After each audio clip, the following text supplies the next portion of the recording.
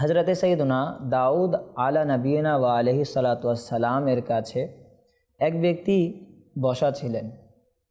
ইতিমধ্যে মালাকুল মউত আলাইহিস সালাতু ওয়াস সালাম কাছে এসে ওই ব্যক্তিকে চোখ ডাঙ্গিয়ে দেখলেন।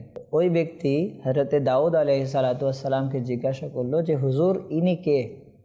তিনি বললেন ইনি হচ্ছেন মালাকুল মউত আলাইহিস সালাম। মালাকুল মউত আলাইহিস সালাতু ওয়াস সালামকে দাউদ আলাইহিস সালাম জিজ্ঞাসা করলেন আপনি তাকে চোখ ডাঙ্গিয়ে দেখছিলেন কেন?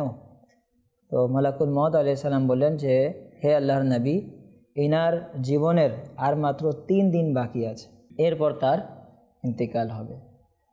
এই বলে মালাকুল মউত আলাইহিস সালাম চলে গেলেন। আর দাউদ আলাইহিস সালাম ওই ব্যক্তিকে এই কথাটি বলেননি। কিছুদিন যাওয়ার পর ওই ব্যক্তি আবার দেখা যাচ্ছে চলাফেরা করছে, ঘোরাফেরা করছে। তো মালাকুল মউত আলাইহিস সালাম যখন দাউদ আলাইহিস সালাতু ওয়াস সালামের কাছে আসলেন, তো দাউদ আলাইহিস সালাম জিজ্ঞাসা করলেন আপনি বলেছিলেন 3 দিনের তার হায়াত, এতদিন হয়ে যাওয়ার পর সে তো জীবিত।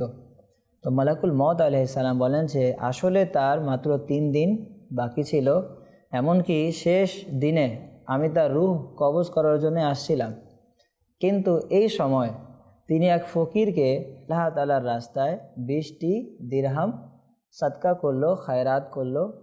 ওই ভিক্ষুক তাকে দোয়া দিল। আল্লাহ তাআলার কাছে তার দান এমনভাবে কবুল হলো যে ওই ফকিরের দোয়ার বরকতে আল্লাহ তাআলা প্রতিটি দিরহামের বিনিময়ে তার 1 বছরকে বাড়িয়ে দিলেন। সুবহানাল্লাহ। এটি হচ্ছে সদকার ফজিলত।